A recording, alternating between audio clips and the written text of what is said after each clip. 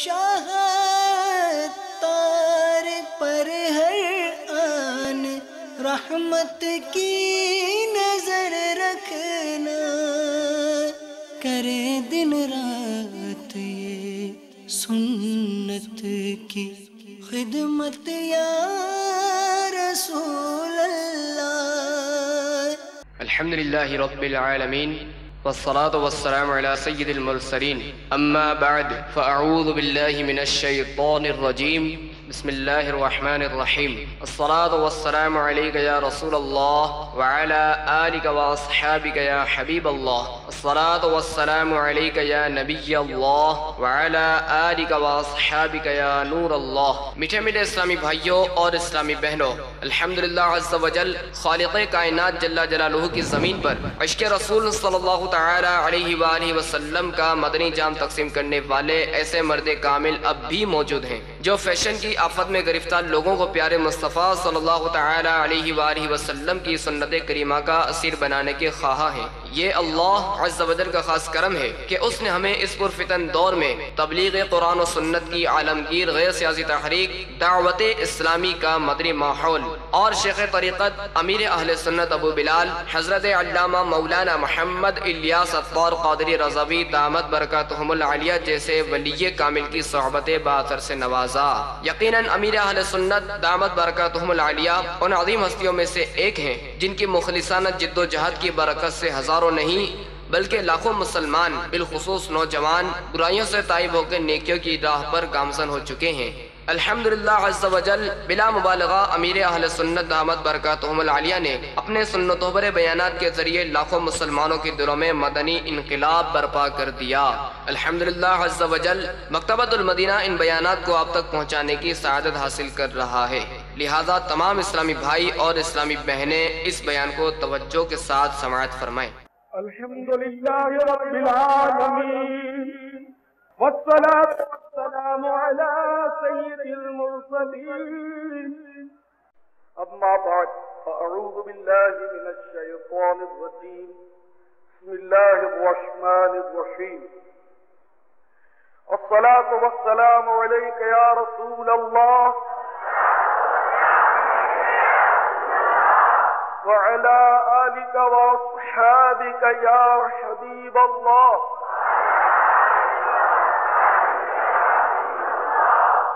الصلاة والسلام عليك يا نبي الله وعلى آلك وأصحابك يا نور الله۔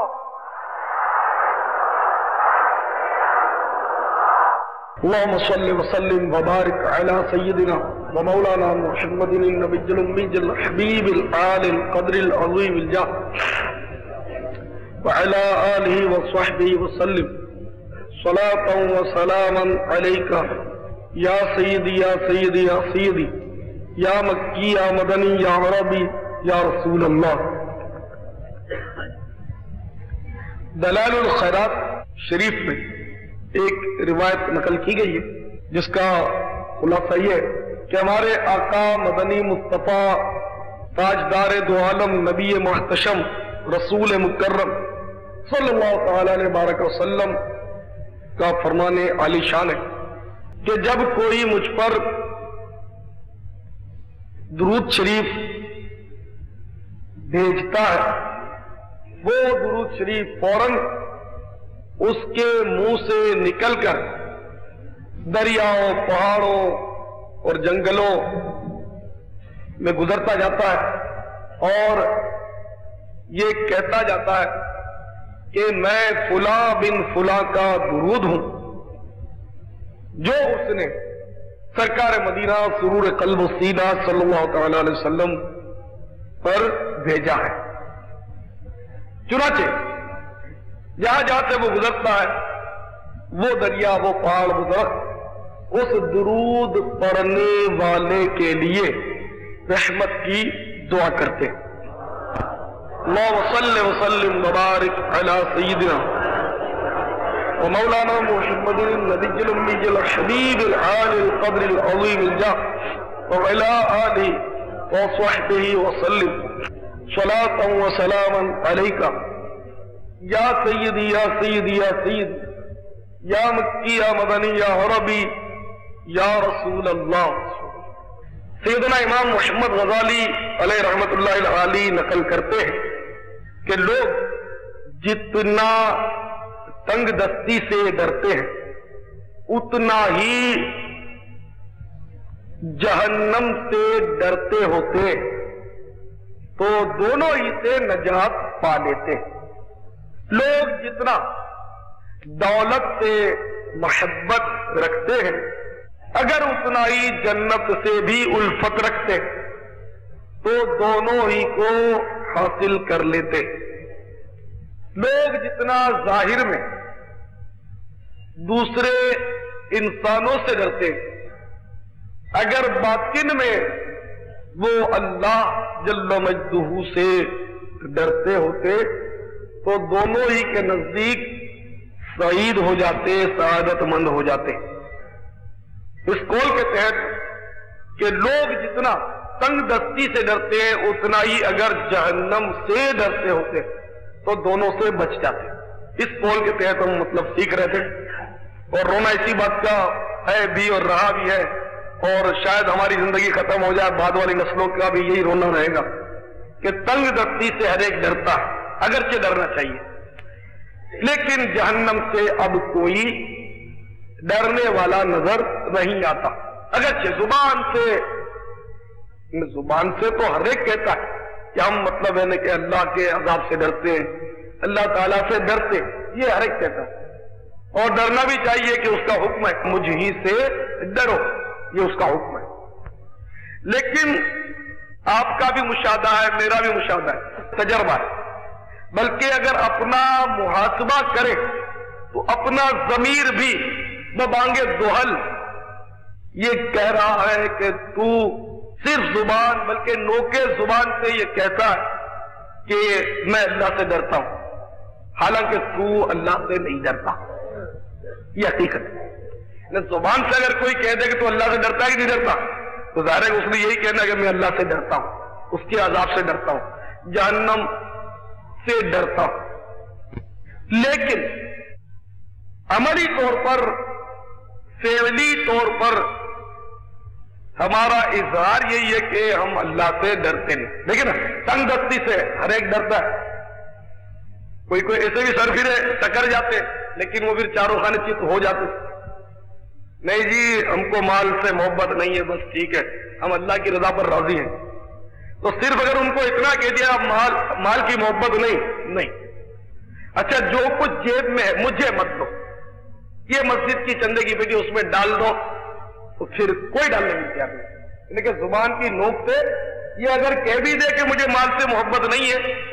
پھر بھی اگر اس سے کہا جائے کہ تم کو اپنے جیب میں جو کچھ ہے، گھر میں پونجی رکھی ہے، وہ تو یعنی کہ تم مر جاؤ تو بھی نہیں دو گے، تو سوال ہی نہیں پتا کہ کون کتنا مال سے محبت نہیں کرتا اس دور میں۔ تمہارا جیب خالی کر کے مسجد کی پیٹی میں ڈال دو تو پھر بھی اگلا نہیں ڈالے گا، پھر بھی زبان کی نوک سے کہتا ہے کہ مجھے مال سے محبت نہیں ہے۔ تو اسی طرح ہم اللہ سے ڈرتے ہیں، جہنم سے ڈرتے ہیں، یہ بھی ایک زبانی جواہ خرچ ہے۔ در حقیقت ہمارا کردار جو ہے اس کی عکاسی نہیں کرتا، بلکہ ہمارا کردار اپنے اس قول کی نفی کرتا ہے، مخالفت کرتا ہے، شد و مد سے مخالفت کرتا ہے۔ لیکن زبان سے یہ کہنا نہیں چاہیے کہ ہم اللہ سے نہیں ڈرتے، ورنہ تو بات خراب ہو جائے گی۔ ایک میں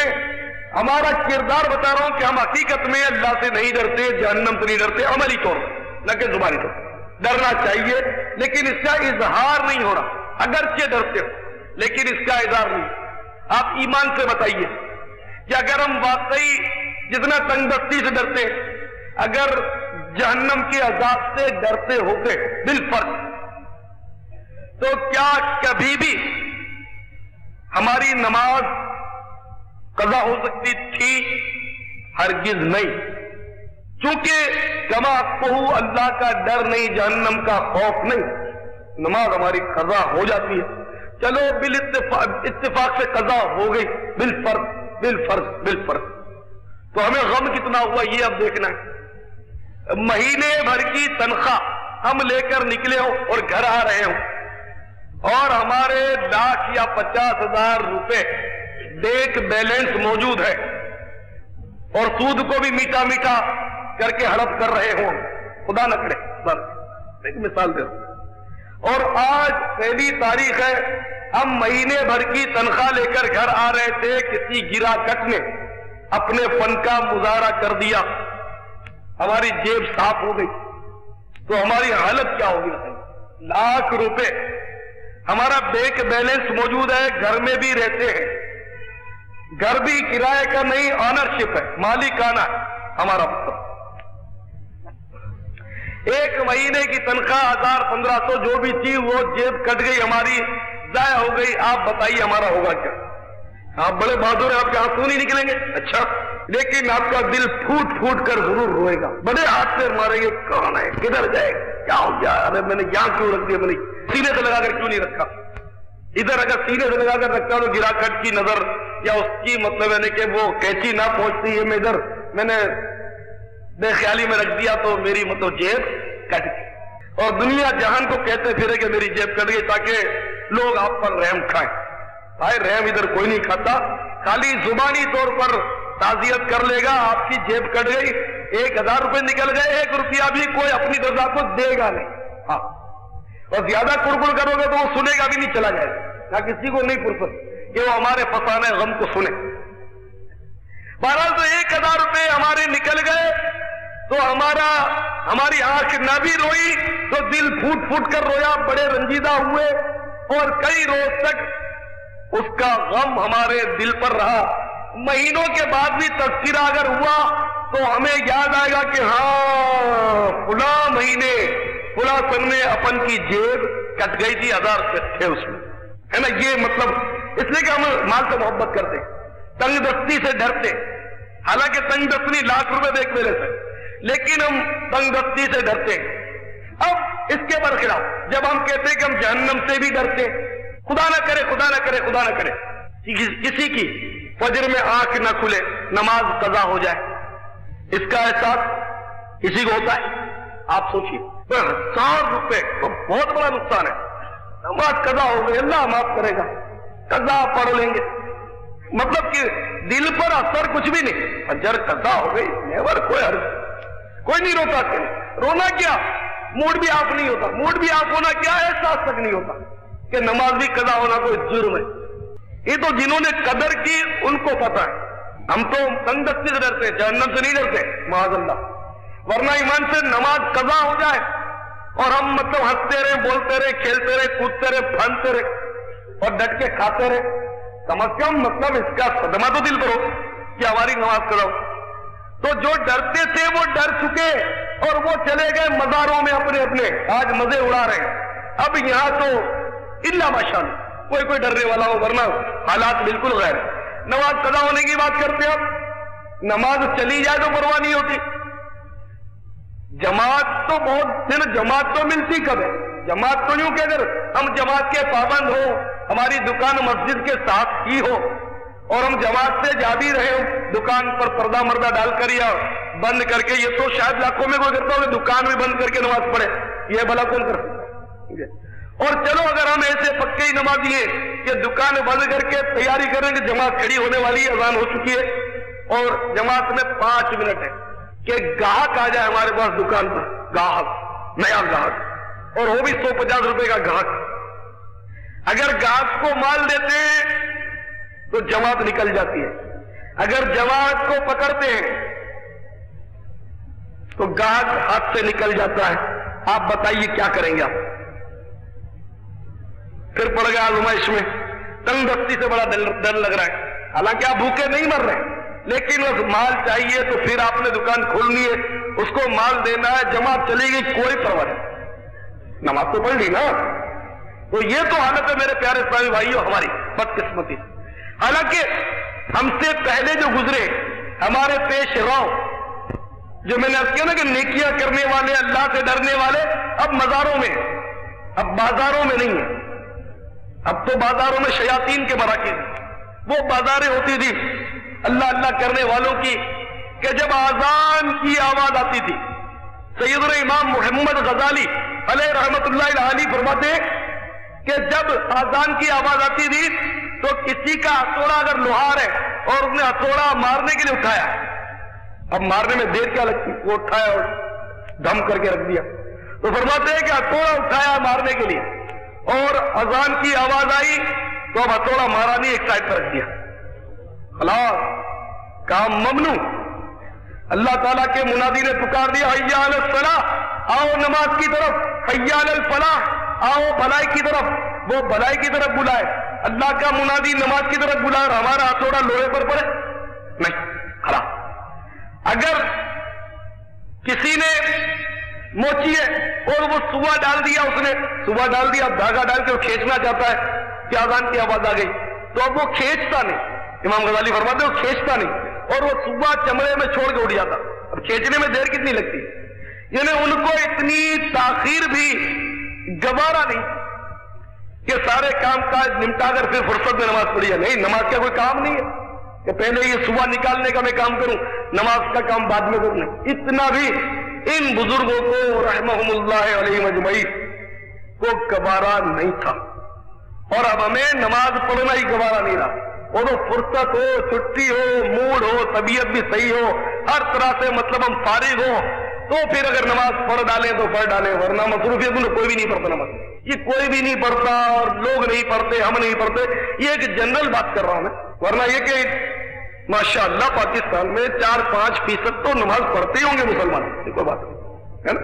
100 میں 4-5 آدمی تو پڑھی ڈالتے ہوں گے نماز، ایسی کوئی بات نہیں، ہم لوگ ہیں نمازی، سب کے سب پکے نمازی ہیں۔ تو میرے پیارے اسلامی بھائیوں، سچی بات یہ کہ جہنم کا خوف نہیں رہا، ان کو تھا، ہمارے دلوں سے نکل گیا۔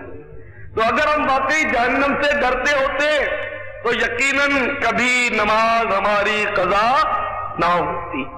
اگر جہنم سے ڈرتے ہوتے، خدا کی قسم ہم جھوٹ نہ بول سکتے، لیکن آج ہر ایک نے جھوٹ بولنا ہے اور قصدن بولنا ہے، بولتا ہی ہے، اور بابانگے دوہل یہ اعلان کرتا ہے کہ بابا یہ دنیا ہی ایسی ہے، جھوٹ بولے بغیر تو گزارا ہی نہیں، بولتے نا۔ اگر واقعی ڈرتے ہوتے تو نہ غیبت کے مرتکب ہوتے، نہ چغلی ہم سے سرزد ہوتی، نہ وعدہ خلافی ہم کر پاتے، نہ گالی زبان پر جاری ہوتی، نہ کسی پر ظلم ہم سے سرزد ہوتا۔ ہم مطلب اگر اللہ سے ڈرتے ہوتے، جہنم کا خوف دل میں رکھتے ہوتے تو پھر ہم گناہ نہ کر سکتے، لیکن ہماری حالت اب اسی طرح آپ سوچتے جائیے تو آپ کو ہزارہ گناہ اپنے وجود میں نظر آئیں گے۔ اللہ سے ڈرنے والے چلے گئے، ایک بزرگ کو ڈر لگا اللہ سے، انہوں نے غور کیا، میری عمر کتنی، 60 برس، میں نے گناہ کتنے کیے ہوں گے، وہ اپنا محاسبہ کر رہے ہیں، احتساب کر رہے ہیں۔ اچھا چلو بالفرض میں نے روز کا 1 گناہ کیا ہو تو سال کے 360 گناہ، میری عمر 60 سال، تو سال میں 360 گناہ، تو 60 سال میں کتنے، 60 سال میں لگ بھگ ہو گئے 21,000 گناہ، ایک دم ان پر سکتہ طاری ہو گیا۔ روز کا اگر میں نے 1 گناہ بھی کیا ہو تو مہینے کے 30 سال کے 360 اور 60 سال کے ہو گئے 21,000 گناہ، میں نے 21,000 گناہ کر دیے، ہائے میں نے 21,000 گناہ کر دیے، یہ کہتے ہوئے ان کی چیخ بلند ہوئی اور فضا کی پہنائیوں میں گم ہو گئی اور دھڑام سے گرے اور دیکھا تو روح قفص انصری سے پرواز کر چکی۔ وہ ڈرنے والے مزاروں پر چلے گئے، اپنے مزاروں میں چلے گئے، اب وہ جنت کے مزے لوٹ رہے ہیں رحمت اللہ تعالی علیہ۔ یہاں ہم بد نصیب ہو گئے، 60 سال میں 21,000، 1 سال میں 1 مہینے نہیں، 1 روز میں، ارے بابا ایک لمحے میں 21,000 گناہ ہو جاتے ہیں ہمارے، اتنے گناہ ہمارے۔ یعنی سچی بات یہ کہ اگر ہم یہاں بھی بیٹھے ہیں نا تو بھی گناہوں سے بعض اوقات بچنا مشکل ہو جاتا ہے۔ کیسے؟ کسی نہ کسی کے بارے میں بدگمانی سوچ رہے ہیں، بدگمانی، وہ ایسا اور وہ ویسا اور یہ ایسا، بدگمانی کر رہا ہے، جبکہ واقع میں وہ گناہ کر رہا ہے ہمیں پتہ نہیں، لیکن بدگمانی یہ حرام۔ بد نگاہی یہ بھی ہوتی ہے، لڑکے بالے ہوتے ہیں ان پر نظر آدمی ڈالتا اور قصدن ڈالتا اور معاذ اللہ ہے نا، تو یہ گناہ اچھا کہ جب دین بیان ہو رہا ہو، دین کے مسائل، دین کی سنتیں بیان ہو رہی ہوں اور اگلا جب آتا ہے تو ظاہر ہے کہ بولنے والے کو بھی تکلیف ہوتی ہے، تو اس میری دل آزاری کا تو کوئی مسئلہ ہی نہیں، یہ تو اتنے 20 یوں آگے اور میں دیکھتا رہا ہوں، ٹھیک ہے۔ اچھا ایک بات، اور جو بیچارے غور سے سننا چاہتے ہیں، آپ کو طلب ہوتی تو آپ پہلے سے آ کر بیٹھ جاتے، اب آپ آئے آخر میں وہ دمادم کرتے ہوئے سب سے آگے آ کر بیٹھنے کی کوشش کریں تو یہ کتنا بڑا ظلم ہے۔ اور حقوق العباد کا تلف بھی میں سمجھتا ہوں نظر اس لیے آ رہا ہے کہ وہ آپ جو آتے ہیں نا تو وہ کتنوں کو نہ جانے تکلیف ہوتی ہے، کتنوں کو نہ جانے تکلیف ہوتی ہے، آپ آئے تو اس کا کندھا ہٹایا، اس کا ہاتھ ہٹایا، وہ بیچارہ سن رہا تھا، اس کو آپ نے مطلب مداخلت کی، اس کے معاملے میں آپ نے مداخلت کی، اس کی یکسوئی آپ نے توڑ پھوڑ کر رکھ دی،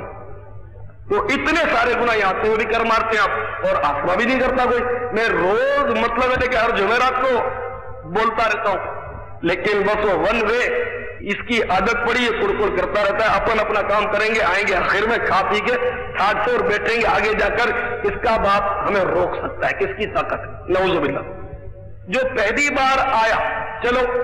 اس کو تو مطلب ہے کہ گناہ تو اس نے کیا، اس میں کوئی شک نہیں، میں معاف کرنے والا کون ہوں؟ میں کوئی کہہ دوں نہیں کوئی بات نہیں، آپ کو میں نے معاف کیا، میرا مسئلہ نہیں۔ اتنوں کا دل دکھا ہے، اٹھ کر معافی مانگو، جنہوں نے جن کو دھکے دے کر آگے بڑھنے کی کوشش کی، سچی بات ہے، ان سب کے دل دکھے، میرا تو دکھا ہی دکھا، تو اسے آتے ہی رہتے ہیں، میں بولتا ہی رہتا ہوں، لیکن میرے بھائیوں نے ورے رکھی ہوئی۔ اسی طرح اٹھ کر جانا، الا کوئی اشد مجبوری ہو، کسی کو پیشاب کی شدت سے حاجت ہو گئی، کوئی بہت بڑا ایسا کام یاد آ گیا اس کو کہ اس کے جائے بغیر چھٹکارا نہیں، تو پھر چلو کوئی بات بھی ہے۔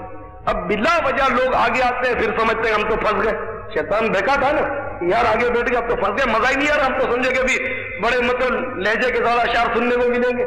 اور بڑا مطلب ہے کہ وہ دائیں دوں ہوگا، اب یہاں تو یہ تو مطلب وہ جہنم کے عذاب سے ڈرا رہا ہے، سمجھے؟ تو ہم نے سنا ہی ہوا ہے، لوگ بڑی خوش فہمی، ایک جگہ میں نے بیان کیا، وہ دورہ کرتے نا ہفتہ جمعے میں نے بیان کیا، تو ایک بزرگ کو میں نے کافی سنت اسے بیان کی تھی، تو ایک بزرگ کو میں نے عرض کیا کہ حضرت آپ گلزار حبیب بھی آپ نے جو کچھ بیان کیا وہ تم جاتا ہے؟ ہاں میرے لڑکے آتے ہیں آپ کے طرف، میرے تینوں لڑکے آپ کے اجتماع ہوتے ہیں، مجھے تو یہ سب آتا ہے، اب میں ان کا اولیاء تو بیان کروں گا نہیں آپ کے سامنے، سب آتا ہی تھا بیچاروں کو، تو میں ان کو کیا سمجھا سکتا، اور مجھے آتا ہے کہ میں ان کو سمجھاؤں، تو پہلے سے آتا تھا۔ شیطان نے کتنا مطلب ستیہ ناش ہمارے ضمیر کا کر دیا، حالانکہ سچی بات یہ کہ جسے آتا ہوتا ہے نا وہ تو چھپاتا ہے، وہ عاجزی ہی کرتا ہے کہ مجھے کچھ نہیں آتا۔ خواجہ شیخ فرید الدین عطار رحمۃ اللہ علیہ فارسی میں شعر بڑا پیارا کہا ہے، وہ شعر تو مجھے یاد نہیں ہے، میں آپ کو اس کا مفہوم بتاتا ہوں، بڑا پیارا ہے۔ تو ان کا مفہوم یہ ہے کہ دانا جو ہے دانا وہ نیچے آتا ہے، دانا نیچے آتا ہے، گویا وہ نیچے آنا عاجزی کرنا جھک جانا، تو دانا نیچے آتا ہے تو وہ پودا بن کر ابھرتا اور بلند ہو جاتا ہے۔ اور انگور کا خوشہ، یہ مثال دیا آپ نے، انگور کا خوشہ یہ بلند ہوتا ہے، دیکھو بیل ہوتی نا انگور کی، تو وہ خوشہ تو بلند ہوتا ہے، تو انگور کا خوشہ بلند ہوتا ہے تو کاٹ دیا جاتا ہے، لوگ کھانے کے لیے کاٹ لیتے، یہ سمجھانے کے لیے۔ تو جو عاجزی کرتا ہے اس کو بلندی ملتی ہے، اور جو اکڑتا ہے پھونفا کرتا ہے اس کا انجام تو آپ کو پتا ہے، تو شیطان کی صفت ہے اکڑنا اور پھونفا کرنا، اور اپنے سے دوسرے کو بہتر سمجھنا یا خوش فہمی میں رہنا کہ مجھے بہت کچھ آتا ہے، مجھے سب کچھ آتا ہے، مجھے اب ضرورت نہیں ہے، نعوذ باللہ من ذالک۔ تو یہ کہ من تواضع للہ فقد رفعہ اللہ، حدیث پاک ہے کہ جس نے اللہ کے لیے عاجزی کی اللہ تبارک و تعالی سے بلندی عطا فرماتا ہے۔ لیکن اب عاجزی کرے کوئی بھی نہیں الا ماشاء اللہ، وہ عاجزی کرنے والے بھی مزاروں میں چلے گئے، اور ایسی بلندیاں ہیں کہ اب دنیا کے کونے کونے میں لوگ ان پر رحمت اللہ علیہ کہتے ہیں، جنت کے باغ میں مزے ہی مزے۔ تو اللہ تعالیٰ ہمارے حال زار پر رحم و کرم فرمائے۔ تو میرے پیارے سارے بھائیوں میں عرض کر رہا تھا کہ بدقسمتی سے، تنگ دستی سے سبھی ڈرتے ہیں،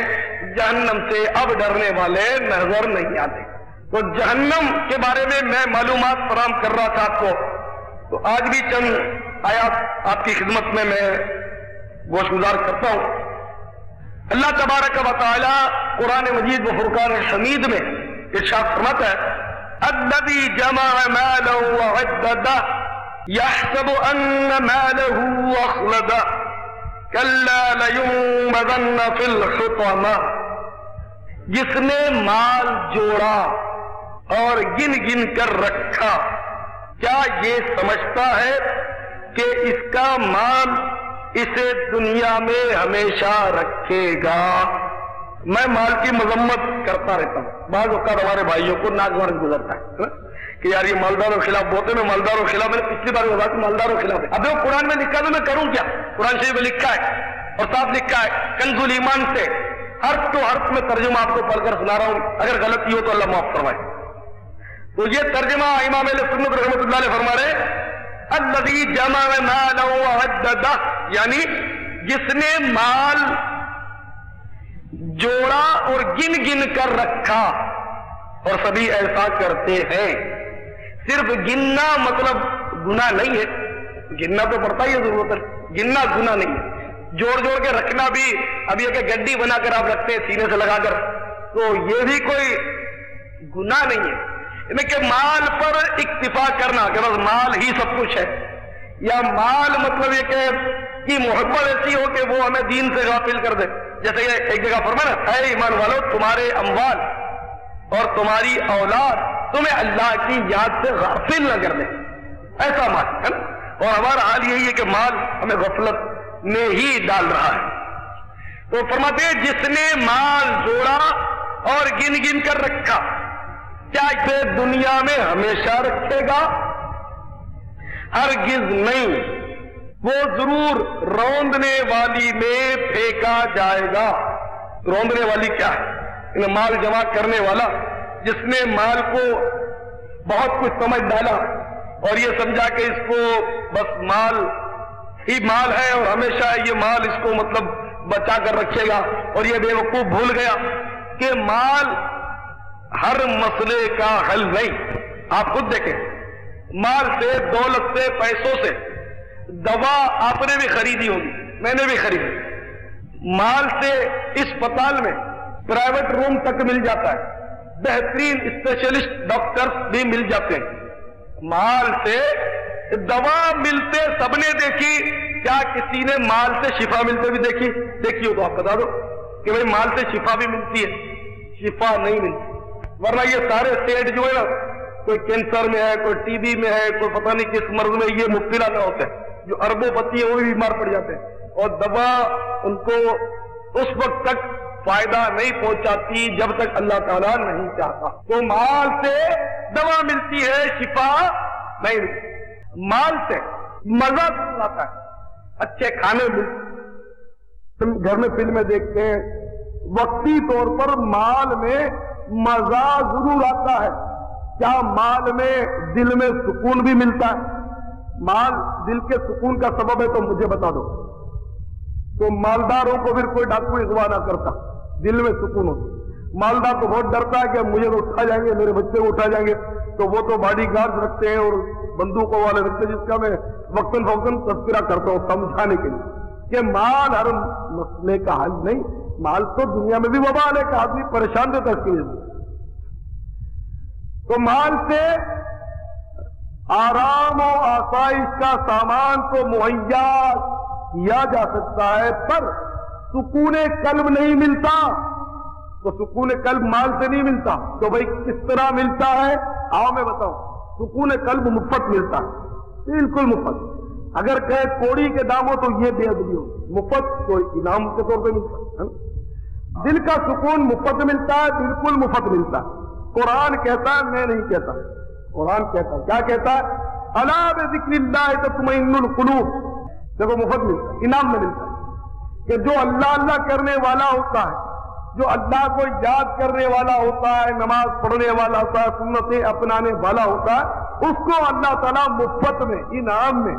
سکون قلب عطا فرما دیتا ہے۔ ورنہ اور کہیں نائٹ کلبوں میں،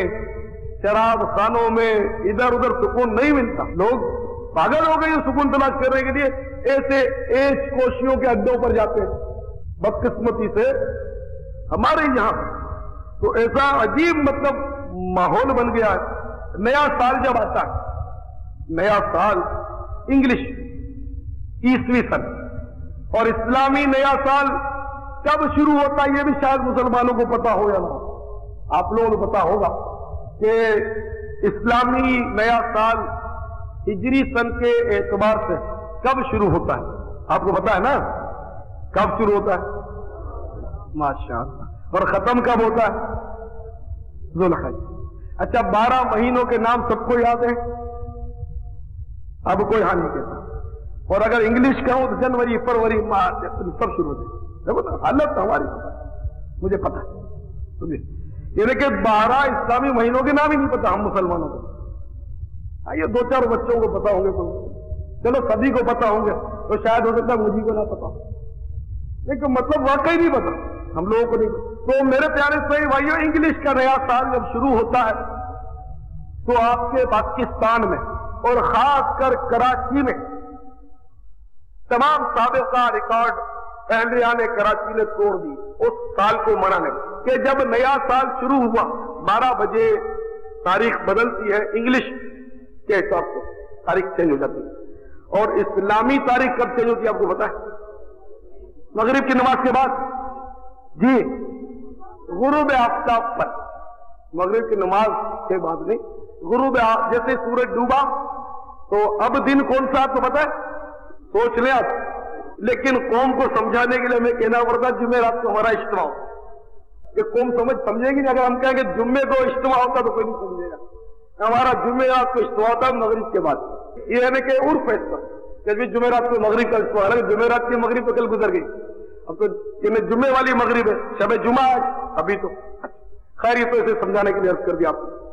تو انگلش سال 12 بجے، تو جب یہ آپ کے کراچی میں 12 بجے سن 1988 عیسوی شروع ہوا تو شرابیں پی کر انہوں نے دھما چوکڑی کی مسلمانوں نے، اور آپ کو پتا ہے پیتے کم ہے ادھم زیادہ مچاتے، یہ شرابی ہوتے عام طور پر ان کا دستور ہوتا ہے، یہ بہت مطلب نمائش کرتے، تو بہت دھما چوکڑی کی، بڑی مطلب یعنی کہ ہوائی فائر ہوئے، اور کراچی شہر جو ہے وہ مطلب گولیوں کے دھماکوں سے گونج اٹھا۔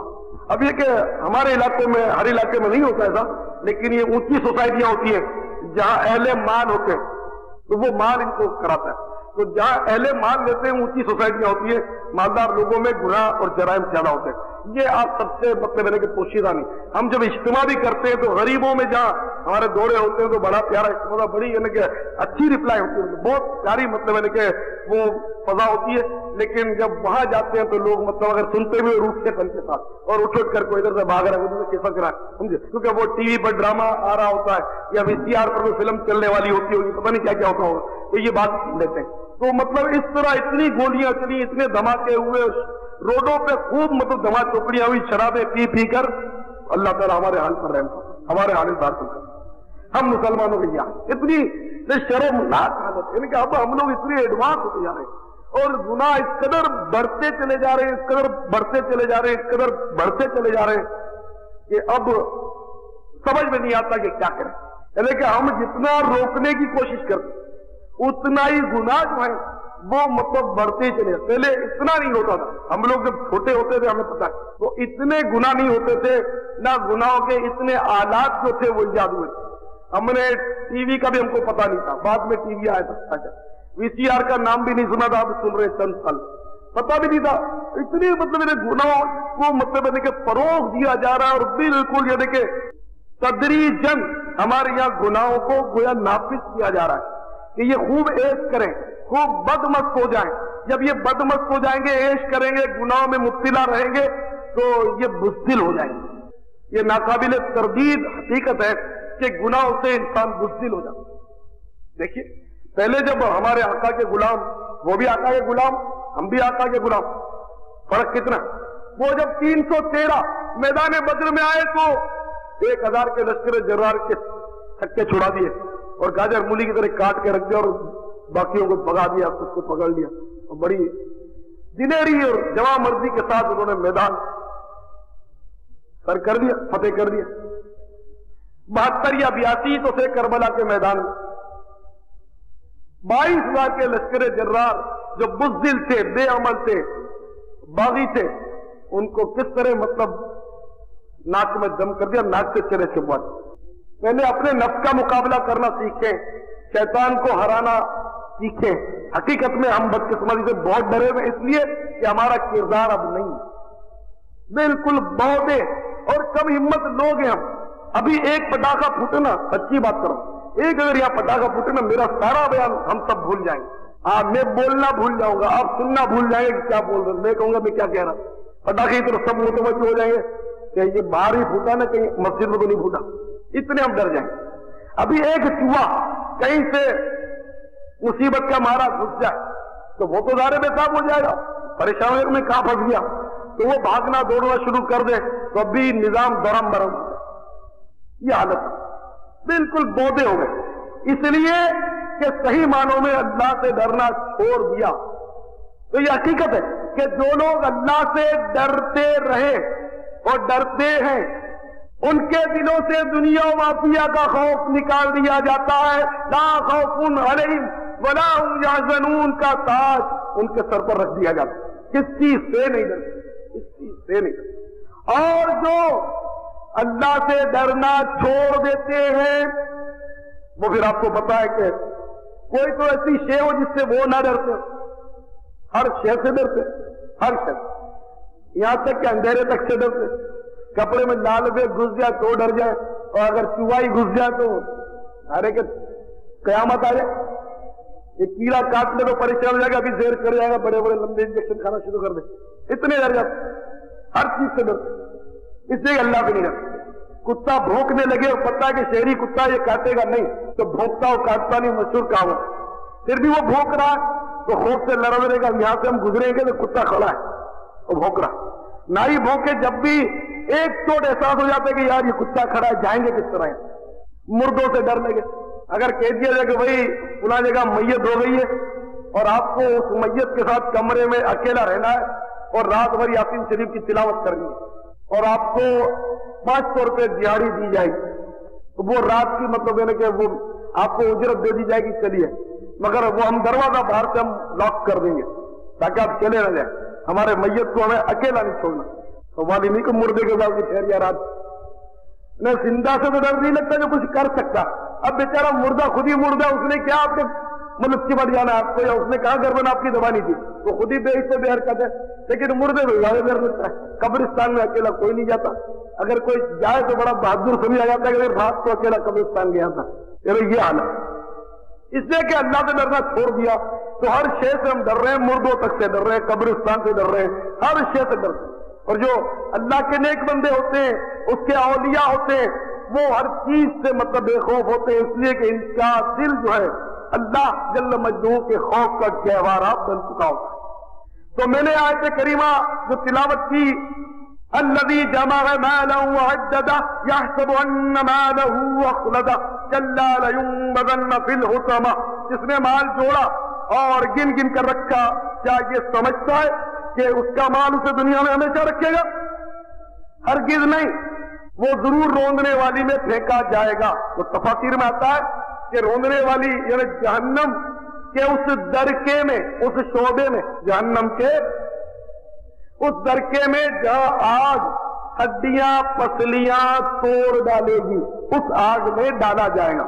جو اپنے مال کو سب کچھ سمجھ رہا۔ مزید فرمایا وَمَا أَدْرَاكَ مَا الْحُطَمَةُ نار اللہ الموقدۃ التي تطلع على الافئدہ انها علیہم مؤصدہ فی عمد ممددہ۔ تو یہ لوگ جو مال سے محبت کرتے ہیں، مال کو سب کچھ سمجھتے ہیں اور یہ سمجھ بیٹھتے ہیں کہ جیسے ہمیں کبھی مرنا ہی نہیں، تو ان لوگوں کو ایسی آگ میں پھینک دیا جائے گا کہ جو آگ ان کی ہڈیاں اور پسلیاں چکنا چور کر ڈالے گی، اور وہ آگ ان پر بند کر دی جائے گی، وہ آگ میں بند کر دیے جائیں گے ستونوں کے ساتھ، لمبے لمبے ستونوں کے ساتھ۔ تو میرے پیارے سائیں بھائیوں، جہنم کا عذاب اشد تر ہے، سخت تر ہے۔ کاش ہم تنگدستی سے جس طرح ڈرتے، چلو ڈرتے ہی رہے، تو اس کا ڈر ہم نکال نہیں سکتے، ہم اس پر قدرت نہیں رکھتے، کم از کم جہنم سے ڈرنا بھی سیکھ جائیں۔ اگر ہم جہنم سے ڈرنا سیکھ لیں گے تو اللہ کی رحمت بہت بڑی ہے۔ حدیثوں میں آتا ہے کہ جو جہنم سے پناہ مانگتا، یعنی اے اللہ مجھے جہنم سے پناہ عطا فرما، تو جہنم اس کے لیے دعا کرتا ہے کہ اے اللہ تو اسے مجھ سے پناہ میں رکھ۔ اس لیے اللہ کی رحمت، یعنی کوئی بچنے کی کوشش تو کرے، یا تو کوشش ہی نہیں کرنی، فجر میں آنکھ نہیں کھلتی، تو میں نے اس کا مطلب بتایا تھا آپ کو کہ کیوں آنکھ نہیں کھلتی. اور پکنک کے لیے، نوکری کے لیے، کرکٹ کا میچ دیکھنا ہو، کامنٹری سننی ہو، راتوں میں آتے نا دور دور مطلب جب میچ ہوتے تو راتوں کو اٹھ کے لوگ کامنٹری سنتے ہیں، اس کی ٹی وی میں دیکھتے ہیں میچ، تو ان کے لیے آنکھ کھلتی ہے، سب کچھ ہوتا ہے، لیکن نماز کے لیے آنکھ نہیں کھلتی اور اس کے لیے مفت کا تعویذ مانگتے ہیں، جبکہ 500-600 روپے کا تعویذ ملتا ہے دکانوں پر، گھڑی مطلب یعنی کہ الارم جو ہوتا ہے چلتی بجتی رہتی ہے. تو اس طرح مطلب یہ کہ صحیح معنوں میں کوشش کوئی نہیں کرتا. اب مثلا دیر سے سوتے اور آنکھ نہیں کھلتی تو اس کے لیے لازمی ہے کہ وہ جلدی سو جائے، عشاء کی نماز پڑھی اور گیا اس کو. ایسا جاگنا کس کام کا، چاہے وہ کوئی سی عبادت کر رہے ہو، ہر وقت سر جھکا کر آپ تسبیح پڑھے جا رہے ہو، لیکن اس پڑھنے کی وجہ سے آپ کی فجر میں آنکھ نہیں کھلتی تو یہ پڑھنا آپ کو کوئی فائدہ نہیں دے گا. نماز پڑھ لیں آپ، بے شک عشاء کی نماز پڑھی اور جا کر سیدھا لیٹ گئے، جب نیند پوری ہو جائے گی تو اللہ نے چاہا تو آنکھ خود بھی کھل جائے گی. اب ہم سوئے 1 بجے 2 بجے اور رل کر سوئے، ادھر ہوٹل میں بیٹھے، ادھر بھاگے، ادھر باتیں کی، ادھر کھیلے کودے پھاندے، اور پھر تھکے آ رہے جب سوئے تو کھوئے، پھر تو تھکن میں نیند بھی گہری آتی ہے اور گئے کام. تو اس لیے مطلب جلدی سو جائے تو آنکھ کھل جائے گی انشاءاللہ. ایک اور بھی طریقہ امام اہل سنت رحمۃ اللہ نے ارشاد فرمایا کہ کم کھائے، زیادہ کھانے سے بھی آنکھ نہیں کھلتی، زیادہ کھانے سے آنکھ نہیں کھلتی. تو جس کو اس فجر کی آنکھ نہیں کھلتی تو وہ کم کھایا کرے. اب یہاں تو تینوں ٹائم ڈٹ کے کھانا ہے، اور ڈٹ کے بھی ایسا کھانا ہے کہ جیسے اب شاید پھر ہو سکتا ہے کہ زندگی کا چونکہ بھروسہ نہیں، بعد میں کھانے کا موقع ملے نہ ملے، تو ابھی جو ڈالنا ہے ڈال دیں. تو وہ روٹی بھی جا رہی ہے، سالن بھی جا رہا ہے، بریانی بھی جا رہی ہے، قورمہ بھی آ رہا ہے، اور جناب پھر فروٹ بھی جا رہا ہے، اور جیلی اور چائے اور بوتل اور پتہ نہیں کیا کیا. اب اس کو جب ٹھوس کے ہم بھرتے ہیں تو ٹائٹ کر کے جیسے بوری میں بھرتے ہیں لوگ دبا کے، اس طرح ہم اس بوری کو بھرتے ہیں. تو جب یہ بالکل ٹانکی فل ہو جاتی ہے تو پھر نیند بھی پھر فل آتی ہے. اور اگر بھوکے ہوں گے، پیٹ میں آگ جل رہی ہوگی تو نیند آئے گی، آئے گی تو آنکھ کھلتی رہے گی، تہجد بھی نصیب ہو جائے گی. کسی کو کہہ دے کہ وہ آپ کو اٹھا دیا اگر فجر میں، یہ بھی ممکن ہے. آپ کی آنکھ نہیں کھلتی، آپ کسی کو کہہ دیں. ہم کہتے تو ہیں لیکن ہم تو اٹھاتے نہیں. تو بھائی اس دن پکنک پر جانا تھا تو آپ کو نیند آ گئی تھی تو کیا ہوا تھا؟ وہ تو ہم نے بہت تاکید کی تھی تو اس لیے ہم کو اٹھا دیا. پکنک کے لیے بہت تاکید کی تھی تو اٹھ گئے، تو نماز کے لیے بہت تر تاکید کر دے، بہت زیادہ تاکید کر دے. آسان سے نسخہ میں آپ کو بتاتا ہوں، مگر آپ عمل نہیں کریں گے، مجھے پتا ہے. پیسے خرچ زخم آ جائے گا تو آپ اس پر کریں گے، اس کی مطلب کہ بینڈیج وغیرہ بنوانے کے لیے، دوائی پر، اس کے لیے نہیں خرچ کریں گے آپ. حالانکہ نماز کے وقت جو سوتا ہے اس کا سر بار بار پتھر سے کچلا جائے گا مرنے کے بعد، وہ میں نے حدیث پچھلی بار آپ کو سنائی تھی. وہ آسان سا خرچہ یہ ہے کہ آپ کے قریب ترین جو مسجد ہے اس کے مؤذن صاحب کو یا اس کے خادم کو آپ 10 20 25 50 روپے کی پیشکش کر دیں کہ میں آپ کی نظر کروں گا، آپ مہربانی کر کے مجھے اتنے بجے فجر کے لیے جماعت سے کچھ دیر پہلے اپنا ٹارگیٹ رکھیں کہ اگر آدھے گھنٹے پہلے جماعت سے میں اٹھ جاؤں گا تو وضو کر کے سنتیں پڑھ کے جماعت مل جائے گی. اس طرح آپ سیٹنگ کر دیں اور میں آپ کو 25 روپے دوں گا، آپ مجھے مسجد میں مطلب ہے کہ اٹھا دیا کریں فجر کے لیے. تو عموماً یہ غریب لوگ ہوتے ہیں، مسجد کے خدام کا بڑا استحصال ہوتا ہے. عام طور پہ بیچاروں کی تنخواہیں بہت کم ہوتی ہیں تو وہ شوق سے آپ کو اٹھانے آئے گا. اسی طرح اگر محلے میں چوکیدار ہے تو اس کو کہہ دیں کہ ہم تجھے 25 روپے دیں گے تو وہ شاید کندھے پر لاد کر آپ کو مسجد میں پہنچا دیا کریں اور خرچہ تو کریں. تو اتنے پیارے نسخے آپ کو بتا رہا ہوں، لیکن آپ خرچہ نہیں کریں گے اور پھر بھی رونا یہی ہوگا کہ کیا کریں، آنکھ نہیں کھلتی، آنکھ نہیں کھلتی. اب اتنے نسخے آزمانے کے باوجود بھائی ہم کو کہتے ہماری آنکھ نہیں کھلتی تو پانی ڈال دو، پانی سے بھی آنکھ نہیں کھلتی. تو ایک گلاس ڈالا یا ایک گلاس بھی چھڑکتے چلو آنکھ نہیں کھلی، گلا انڈیل دو، بے ہوشی بھی ہوش میں آ جائے گی. مگر کرے کون؟ سوال یہ نا، میں تو بتاتا ہوں آپ کے بھلے کے لیے، لیکن یہ سب کرے کون؟ پریکٹیکل کون کرے؟ تو جذبہ نہیں ہے. جذبہ ہونا، حقیقی جذبہ ہونا تو سچی بات ہے کہ آنکھ خود کھلے، اس سے اچھا بھی کھلے. بند کیسے ہو؟ جیسے پکنک کے لیے یا سروس کے لیے جانا ہوتا ہے تو آنکھ خود بخود کھل جاتی ہے، احساس ہوتا ہے، درد ہوتا ہے کہ مجھے جانا ہے، آنکھ کھل جاتی ہے. اگر آپ نہیں مانے تو پھر اس کا انجام آپ کو پتا ہے کہ بار بار جو نماز کے وقت سویا رہے گا اس کا سر بار بار وزندار پتھر سے کچلا جاتا رہے گا، بار بار کچلا جائے گا، پتھر دور پڑ جائے گا، پھر صحیح ہو جائے گا سر، فوراً تو پھر کچلا جائے گا، پتہ نہیں 1000 بار، لاکھ بار، کروڑ بار ایسا ہوگا۔ تو خدا را اپنے نازک جسم پر رحم کیجئے، خدا نہ کرے کہیں ایسا نہ ہو کہ نمازیں نیند میں قضا ہوتی رہے، اللہ ناراض ہو جائے اور ہمارے ساتھ یوں کیا جائے کہ پتھر سے سر پھوڑا جائے۔ ارے میرے بھائیوں، ایسے عذاب ہے، ایک پہاڑ ہے جہنم میں، پہاڑ جس کا نام ہے سغوط، وہ آگ کا پہاڑ، الامان والحفیظ، معذب کو اس پر حکم دیا جائے کہ چڑھ، اور اس کو زبردستی چڑھایا جائے گا آگ کے پہاڑ پر۔ وہ آگ کے پہاڑ پر 70 تک چڑھتا رہے گا، وہ آگ کے پہاڑ پر 70 سال تک چڑھتا رہے گا۔ پھر جب وہ اس پہاڑ کے سرے پر پہنچے گا تو اب پھر وہ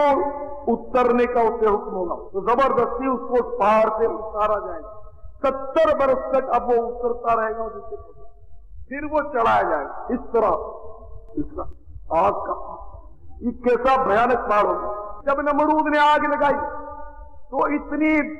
خوفناک وہ آگ تھی، اتنی خوفناک تھی، اس کے شعلے آسمان سے باتیں کرتے، یہ ایک محاورہ ہے، آسمان سے بہت اس کے 1 میل کی رینج میں کوئی پرندہ نہیں جاتا۔ اگر وہ پرندہ 1 میل کے رینج میں داخل ہو جائے، میں اتنا قریب ہو جائے کہ 1 میل دور آ گئے، جب بھی وہ جل بھون کر گویا گر جاتا، اتنی وہ خوفناک آگ۔ تو جہنم کی آگ کا پہاڑ تو سوچ بھی نہیں سکتے، سوچ ہی نہیں سکتے کیسا خطرناک۔ تو میرے پیارے اسلامی بھائیوں، ہمیں ڈرنا چاہیے جہنم کی آگ بہت۔ تو کیا مل کر ہم یہ طے نہ کر لیں کہ آج سے اب نمازوں میں سستی نہیں ہوگی، ورنہ وہی پتھر کچلنے والا ہے نا، وہ پہلے جو عرض کیا ابھی میں نے، اور نہ جانے کیا سکتے۔ تو خدا را اپنے نازک جسم پر رحم کیجئے، خدا نہ کرے کہیں ایسا نہ ہو کہ نمازیں نیند میں قضا ہوتی رہے، اللہ ناراض ہو جائے اور ہمارے ساتھ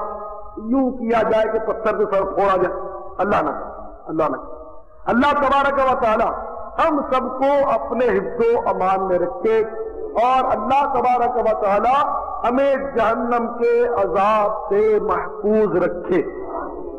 عطاریوں کی منزل روشن ہے، اسے دیکھ لو، عطاریوں کی منزل روشن ہے، ان سے دیکھ لو، روشن ہے، ان سے دیکھ لو، روشن ہے، ان سے دیکھ لو۔ وہ قافلہ سالار ہے، عطار ہے، عطار ہے، وہ قافلہ سالار ہے، عطار ہے، عطار ہے، بے خار وہ گلزار ہے، عطار ہے، عطار ہے، پھولوں کا وہ انبار ہے، عطار ہے، عطار ہے۔ ساؤتھ افریقہ کے مشہور شہر ڈربن دعوت اسلامی کے مبلغین کے ساتھ حاضری ہوئی۔ ایک مشہور بزرگ حضرت غلام محمد عرف صوفی رحمت اللہ تعالی علیہ کہ انہوں نے یہاں تشریف لا کر اسلام کی تبلیغ کی، اور آپ کی کاوشوں سے بے شمار کفار مشرف با اسلام ہوئے، اور ان کے قدموں کی برکت سے ڈربن میں اسلام کا بول بالا ہوا اور کافی مسلمان ہوئے، اور اب الحمدللہ ان کی نسلیں چل رہی ہیں۔ کافی مساجد کی تعمیرات بھی انہوں نے کی ہیں، جو الحمدللہ ان کے لیے ثواب جاریہ انشاءاللہ اللہ تعالی ان کی برکتیں ہم کو نصیب فرمائے۔ الحمدللہ ہماری خوش نصیبی ہے کہ آج ہم حضرت کے قدموں میں حاضر ہوئے، قدمین شریفین سے آئے۔ طریقہ یہی ہے کہ جب بھی بزرگوں کی بارگاہ میں حاضری ہو تو قدموں کی طرف سے فٹ کی طرف سے داخل ہو اور فیس کی طرف آ کر سلام عرض کرے، چہرے کی طرف۔ اللہ تعالی ان کے صدقے ہمیں بھی یہاں نیکی کی دعوت عام کرنے کی سعادت بخشے، اور ان کے ساتھ ان کی شفیق والدہ بھی آرام فرمائیں، ماشاءاللہ ماں بیٹے دونوں ساتھ قریب قریب الحمدللہ۔ اول آخر 3 مرتبہ درود پاک، 1 مرتبہ سورۃ الفاتحہ اور 11 مرتبہ قل هو اللہ شریف۔ حسبی ربی جل اللہ ما فی قلبی غیر اللہ نور محمد صلی اللہ لا الہ الا اللہ لا الہ الا اللہ لا الہ الا اللہ محمد رسول اللہ۔ یا رب المصطفیٰ جل جلالہ وصلی اللہ تعالی علیہ وآلہ وسلم ہم سب کے گناہوں کو معاف فرما، ہماری مغفرت فرما۔ یا اللہ ہم نے جو کچھ پڑھا، ہمارے پاس جو کچھ ٹوٹی پھوٹی نیکیاں ہیں، ہمارے عمل کے لائق نہیں بلکہ اپنے کرم کے شایان شان اس کا اجر عطا فرما، اس کا ثواب اپنے پیارے حبیب صلی اللہ تعالی علیہ وآلہ وسلم کی خدمت میں ہماری طرف سے نظر فرما، خصوصاً بالخصوص اس کا ثواب صاحب مزار حضرت صوفی غلام محمد صاحب کو پہنچا، ان کی امی جان کو پہنچا، تمام امت کو اس کا ثواب پہنچا۔ الہ العالمین صاحب مزار اور ان کی امی جان کے صدقے میں الہ العالمین ہمیں نیکی کی دعوت عام کرنے کا جذبہ عطا فرما۔ الہ العالمین ڈربن میں خوب نیکی کی دعوت کی دھومیں مچ جائیں، مدنی قافلوں کی ریل پیل ہو اور ہمارے ڈربن کے مسلمان مدنی انعامات پر عمل کریں، متقی پرہیزگار بنے، حقیقی معنوں میں عاشق رسول بنے، عاشق اولیاء بنے۔ عمل کا ہو جذبہ عطا یا الہی، گناہوں سے مجھ کو بچایا الہی۔ صاحب مزار کی اولاد میں سے ان کا نام بھی ان کی نسبت سے غلام محمد ہے، تو ان کے پڑ پوتے جنہوں نے یہ مزار شریف کا دروازہ آدھی رات کو کہ یہاں تقریباً رات کے 3 بجے اس وقت، تو انہوں نے بڑا احسان کیا، ان کو حاضری ملی، تو بیمار بھی ہیں، شفا کاملہ عاجلہ نافعہ عطا فرما، ان کو دراز عمر بالخیر عطا فرما، تمام مسلمان بیماروں پر رحمت کی نظر فرما، ہم سب کے جائز مرادوں پر رحمت کی نظر فرما۔ تجھ سے رحم و کرم کی دعا ہے یا خدا، تجھ سے میری دعا ہے۔ اللہ اللہ اللہ اللہ مرشدی تارا سیدی تارا، صلو علی الحبیب صلی اللہ تعالی علی محمد۔ مجھے اپنی اور ساری دنیا کے لوگوں کی اصلاح کی کوشش کرنی ہے انشاءاللہ عز و جل۔